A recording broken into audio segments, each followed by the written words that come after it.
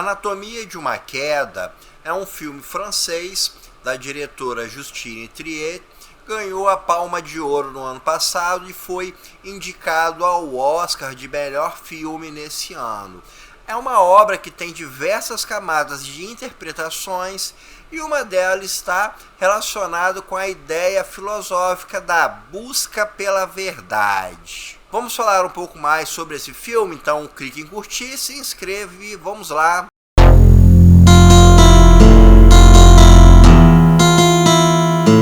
Este vídeo contém spoilers sobre o filme Anatomia de uma Queda, então se você ainda não assistiu e pretende assistir, já fica o aviso.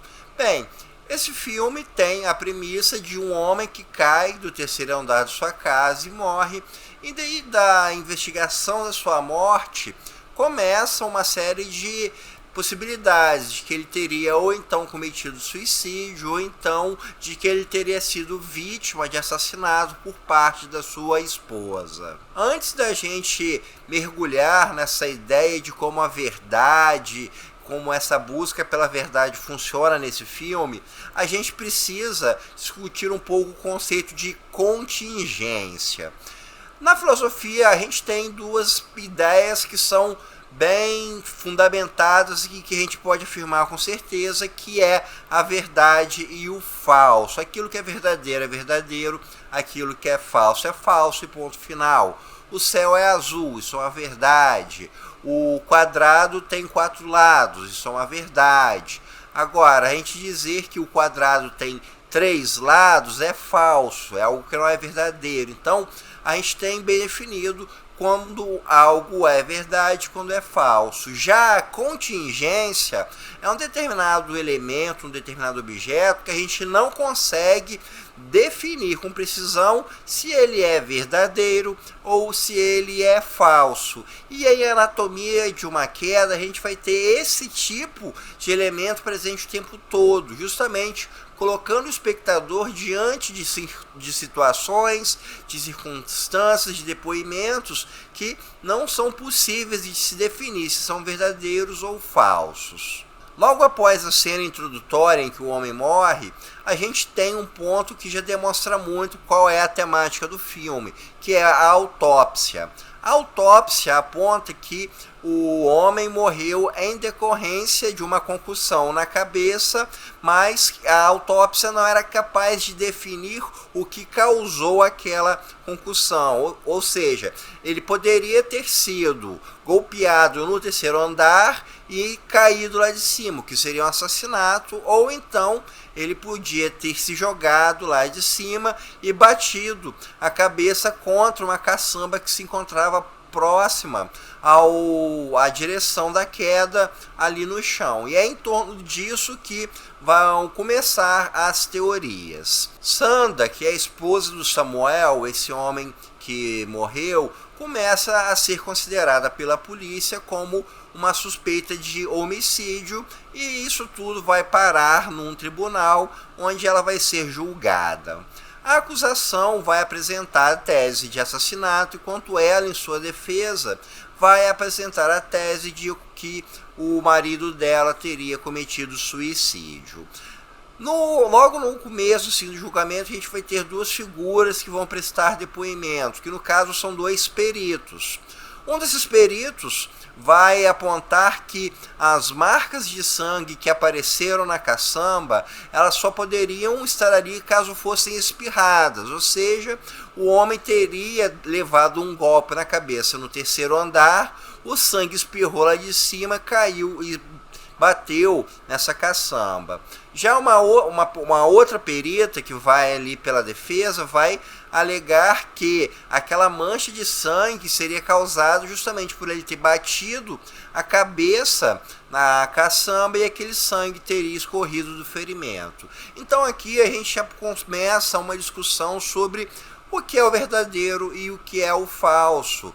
as duas teorias elas são plausíveis, elas conseguem sustentar tanto uma hipótese quanto a outra, mas não existe um fato, algo que realmente de concreto possa dizer que uma é verdadeira ou a outra é verdadeira, porque são duas versões de peritos que analisaram a cena e que chegaram a conclusões diferentes. Então aqui a gente já vai ter uma contingência demonstrada, se a análise dos peritos se levariam ou não a alguma forma de verdade. Outro ponto também que vai por este caminho é quando o psiquiatra do Samuel é levado para o tribunal para dar o seu parecer profissional. Ele alega que o Samuel não sofria de nenhuma depressão, de que não havia nada na parte clínica dele, na parte do tratamento dele, que poderia colocá-lo como uma pessoa que viria a cometer suicídio. A esposa alega que havia sido receitado para ele esse Latopram, que é um antidepressivo, mas o psiquiatra afirma que receitou aquilo porque o Samuel lidava com um acidente do filho dele, que o filho dele perdeu parte da visão. Então, aqui a gente vai ter um outro ponto em que a gente vai ter essa discussão sobre verdade, falsidade e contingência. A gente tem a fala de um psiquiatra, então a fala de alguém que tem um estudo, que tem um determinado instrumental para colocar um ponto de verdade. Mas será que o psiquiatra estava sendo sincero? Será que ele poderia estar equivocado naquilo que ele estava dizendo? Será que ele poderia ter falhado ao diagnosticar, ao identificar que Samuel não sofria de depressão? Ou seja, o Daniel poderia ter escondido o seu próprio psiquiatra que tinha depressão, ou então o psiquiatra não teria conseguido detectar que ele sofria de depressão. Então, novamente, a gente vai cair dentro de uma contingência em que um determinado argumento ele pode ser questionado por determinados pontos falhos, por determinadas vertentes, como a gente colocou, uma mentira, um equívoco, alguma falha dentro da área de um determinado especialista, entre outras mais. Outro ponto também é quando é demonstrado um áudio que a polícia localizou no escritório do homem que faleceu. Neste áudio existe a gravação de uma discussão entre o casal, só que essa discussão ela dá uma ampla margem de interpretações, porque existe inicialmente uma discussão não muito calorosa, mas aos poucos a discussão vai se tornando cada vez mais quente e no final dela é possível ouvir barulhos de uma briga. Mas como se trata de um áudio, não dá para definir o que ocorreu de fato. Foi o marido que agrediu a mulher agrediu o marido, o que de fato ocorreu?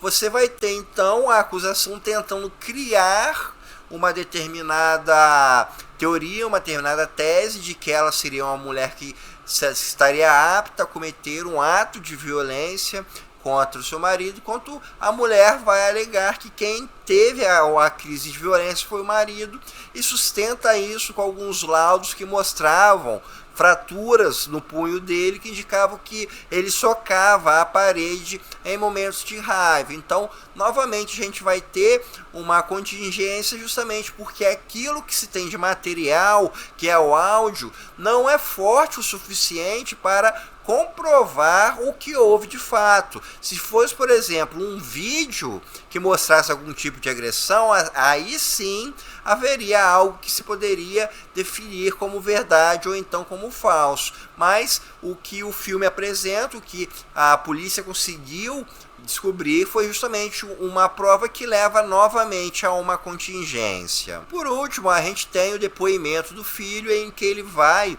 tentar corroborar uma tese que a mãe tinha falado de que o marido havia tomado uma dose alta de medicações para tentar se matar 6 meses antes, e o garoto replicou esse experimento com o cachorro e teria chegado a essa conclusão. E o garoto também, ele teve uma recordação de uma conversa com o pai, em que o pai apresentava todos os indícios de que seria um suicida em potencial. Novamente, isso cai em uma contingência, porque a fala do garoto, ela muda toda ao longo do filme, como que repentinamente uma memória em que em momento algum tinha aparecido, surgiu. Ele fala sobre um determinado experimento que ele fez dando remédios para o próprio cachorro, mas isso não teve nenhuma forma de sustentação teórica, ninguém assistiu, ninguém comprovou. Então isso, como uma confirmação de uma verdade, também é muito pouco. Então um depoimento, ele pode ser de fato se afigurar como uma forma de verdade, ainda mais vindo de um garoto que sofre todo o peso familiar, o peso da morte do pai, e ver a sua mãe numa situação de estar como ré dentro de uma investigação. Então, mais uma vez, o que ocorre também é um argumento que cai dentro do conceito da contingência. No final, a Sandra acaba sendo libertada, ela é inocentada das acusações. E aí a gente vai sair um pouco da questão da busca da verdade e vamos para um outro ramo da filosofia que vai também influenciar dentro da filosofia do direito, que é a questão da ética. E uma das questões éticas que se tem dentro dessa área do direito é que é o ônus da prova e da acusação. Então, se você não tiver estabelecida uma verdade que possa provar algo contra alguém, você não tem como condenar alguém. Então, a contingência, nesse tipo de caso, vai levar a inocência daquele que está sendo acusado. Ou seja, quem tem esse ônus de apresentar a verdade é a acusação. Então, justamente por você ter uma série de contingências ao longo do filme, não existe algo que de fato possa vir a provar que a Sandra tem algum tipo de relacionamento com a morte do marido, que ela tinha sido alguma forma de culpa, que ela tinha atacado ele e etc. Então, a gente tem justamente um filme que nos dá toda essa brecha de discussão, com essa busca pela verdade, pelo falso, e em especial como a contingência funciona no meio disso, e inclusive cai para o meio ético, sobre como deve se lidar com fatos, com provas que não sejam muito sustentadas, para você ter de fato uma ação que seja ética, uma ação que seja pautada pelos princípios da justiça. Então, pessoal, isso é tudo por hoje, espero que vocês tenham gostado e até o nosso próximo encontro.